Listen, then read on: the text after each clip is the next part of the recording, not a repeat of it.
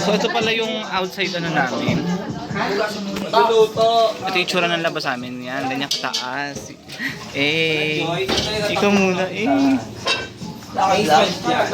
Ito yung lababo, kusina. Ito yung CR namin.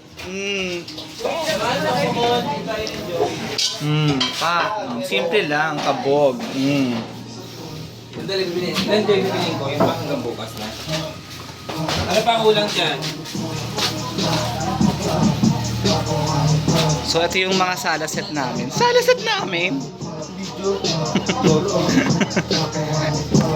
Yan. O, sala. Ito nga pala yung aircon, ay yung room number 1. Simple but elegant. Dito ako nag-intro, yes. Yan.